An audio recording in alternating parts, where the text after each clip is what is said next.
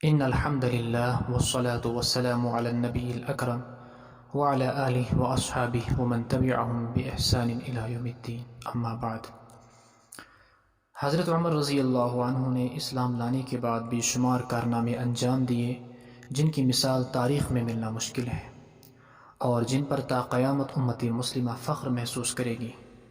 آپ کی کل مدت خلافت 10 سال 6 مہینہ 10 دن ہے۔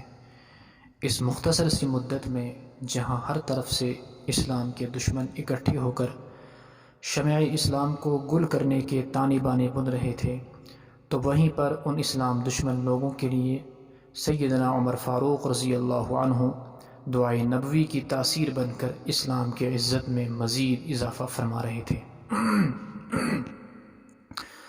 آپ کی حکمت عملی، مومنانہ فراست، انتظامی صلاحیتیں، عدل و انصاف، رعایا پروری، خدا ترسی، رجوع الی اللہ، توکل علی اللہ، اتباع سنت اور بے مثال طرز حکومت کے باعث 22,51,030 مربع میل زمین پر اسلامی خلافت کا پرچم لہرایا۔ جنگ یمامہ میں کثیر حفاظ کی شہادت کے بعد حضرت عمر رضی اللہ عنہ نے حضرت ابوبکر صدیق رضی اللہ عنہ کی توجہ قرآن کریم کی جمع و ترتیب پر کرائی، جس کی بدولت قرآن کریم کو ترتیب سے جمع کیا گیا۔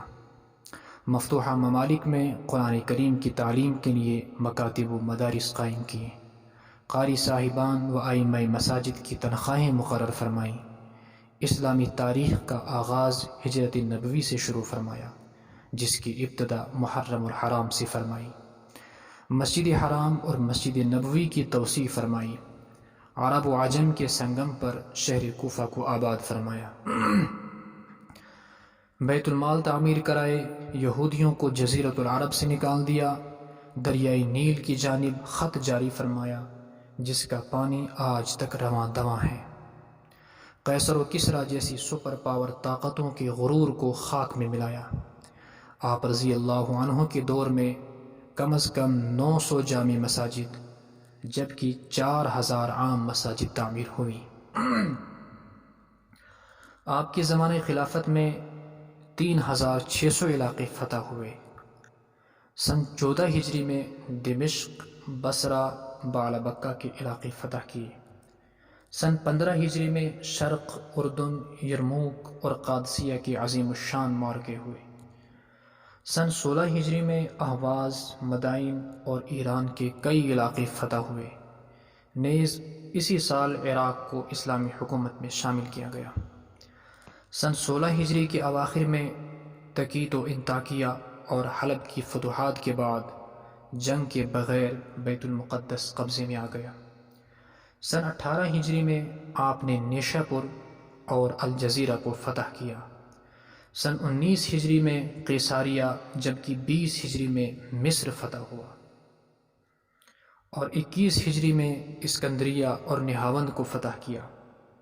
اتنی وسیع اور عظیم فتوحات میں مصروفیت کے باوجود حضرت عمر رضی اللہ عنہ عوامی خدمات سے بھی بے خبر نہیں رہتے تھے، بلکہ بحیثیت خلیفۃ المسلمین آپ رضی اللہ عنہ نے تمام مفتوحہ علاقوں کا دورہ کیا، ان میں فوری انصاف کو یقینی بنایا، عوام الناس کی شکایات کو دور کرنے کے لیے احکامات جاری کیے، عوام کے دکھ درد اور مسائل کو سمجھنے کے لیے راتوں کو گلی محلوں کے گشت کیے، روزگار اور رہائش گاہ جیسی بنیادی ضرورتوں کو عوام کی دہلیز تک پہنچایا، رعایا پروری کے لیے دن اور رات کا آرام چھوڑ دیا، زمانے قحط میں رعایا پروری کی ایسی مثال قائم کی کہ ان کے دکھ درد میں برابر کے شریک رہنے کے لیے اپنی خوراک میں اس قدر سادگی اختیار کی کہ گھی اور زیتون کا استعمال تک چھوڑ دیا۔